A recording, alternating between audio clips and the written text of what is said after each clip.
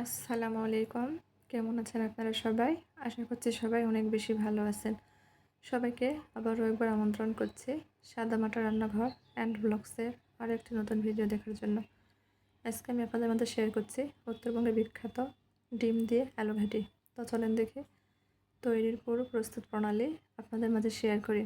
এখানে আমি আগে থেকেই আলু খোসা ছাড়িয়ে ছোটো ছোটো করে কেটে সেদ্ধ করে নিয়েছি, সঙ্গে 6টা ডিম সেদ্ধ করে খোসা ছাড়িয়ে নিয়েছি। ডিমগুলো আলাদা পাত্রে উঠিয়ে রাখছি। এখন আলুগুলো খুব ভালোভাবে হাত দিয়ে মেশ করে নেব।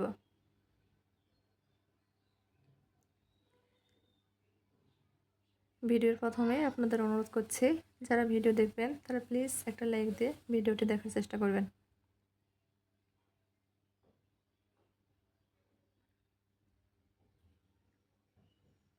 আলু খুব ভালোভাবে মেশ করে নিয়েছি। এখন এর মধ্যে দিয়ে দিচ্ছি পানি।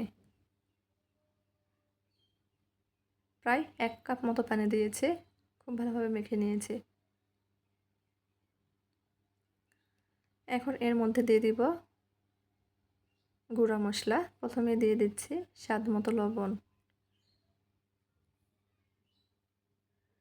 দিয়ে দিচ্ছি হাফ চামচ হলুদ গুঁড়া, 1 চামচ ভর্তি করে গুঁড়া মরিচ, হাফ চামচ ধনিয়া গুঁড়া আর 1 চামচ ভর্তি করে আদা রসুন বাটা।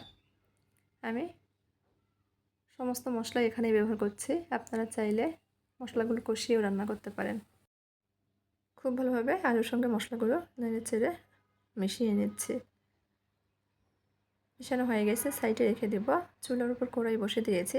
দিয়ে দিচ্ছি তেল। এখানে প্রায় 2.5 টেবিল চামচ মতো তেল দিয়েছি। তেল খুব ভালোভাবে ধোয়া ওঠা গরম করে নিয়েছি। তেলের মধ্যে দিয়ে দিচ্ছি সামান্য পরিমাণ লবণ আর হলুদ গুঁড়া। এখন এর মধ্যে ডিমগুলো দিয়ে দিচ্ছি। অনবরত নেড়েচেড়ে ডিমগুলো ভেজে নেব। ডিমের গায়ে আমি এভাবে কাট করে নিয়েছি, এতে করে ডিমগুলো ভাজার সময় আর ফুটবে না।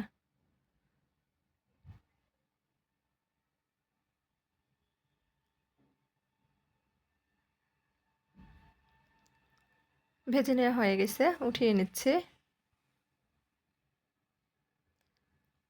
ওই তেলের মধ্যেই একটা তেজপাতা মাঝখান থেকে ছিঁড়ে দিয়ে দিয়েছি। দিয়ে দিচ্ছি 3 টুকরা দারুচিনি, 3টা এলাচ। কয়েক সেকেন্ড ভেজে নেব। ভাজা হয়ে গেলে এখানে দিয়ে দিচ্ছি আমি বড় সাইজের একটা পেঁয়াজ কুচি, 4 থেকে 5টা কাঁচামরিচ ফালি। পেঁয়াজ মরিচ কিছুক্ষণ ভেজে নিব নরম হয়ে আসা পর্যন্ত। পেঁয়াজ মরিচ নরম হয়ে আসলে দিয়ে দিচ্ছি হাফ চামচ গোটা জিরা।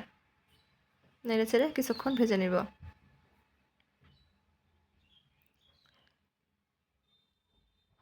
ভাজা হয়ে গেছে। এখানে একটা টমেটো ভাবে কেটে রেখেছিলাম, দিয়ে দিচ্ছি। আমি আজকে আলু ঘাটিতে টমেটো ব্যবহার করছি, চাইলে স্কিপ করতে পারেন। দিয়ে দিচ্ছি মেখে রাখা আলু।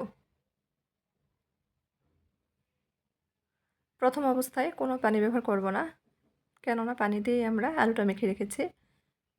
অনবরত নেড়েচেড়ে কষিয়ে নিব। আলু খুব সহজেই নিচে লেগে যায়, সেজন্য নেড়েচেড়ে রান্না করে নিতে হবে। খুব ভালোভাবে কষিয়ে নিয়েছি। যে পানিটা দিয়েছিলাম শুকিয়ে এসেছে।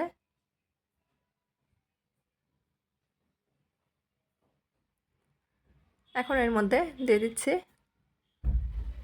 আরও 1 কাপ মতো পানি। এই পানি দিয়ে আরও ভালোভাবে কষিয়ে নিব।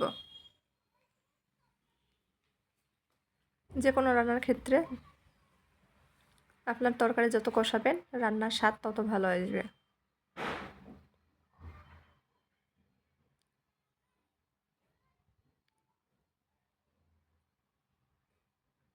আবারও খুব ভালোভাবে কষিয়ে নিয়েছি।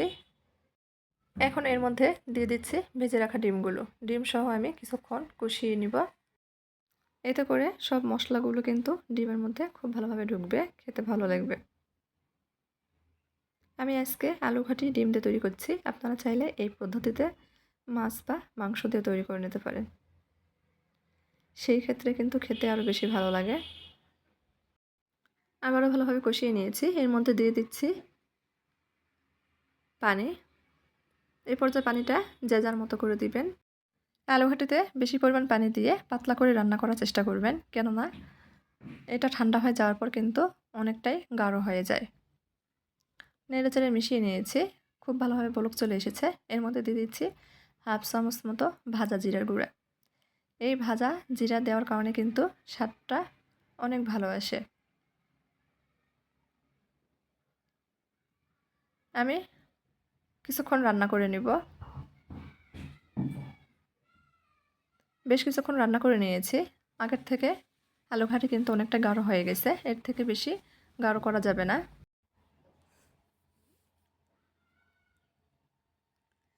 ঠান্ডা হয়ে গেলে কিন্তু আরও গাঢ় হয়ে যাবে। চুলাটা বন্ধ করে দিয়েছি।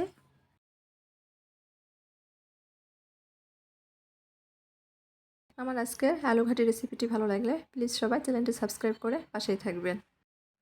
আজকের মতো এই পর্যন্তই। সবাই ভালো থাকবেন। আল্লাহ হাফেজ।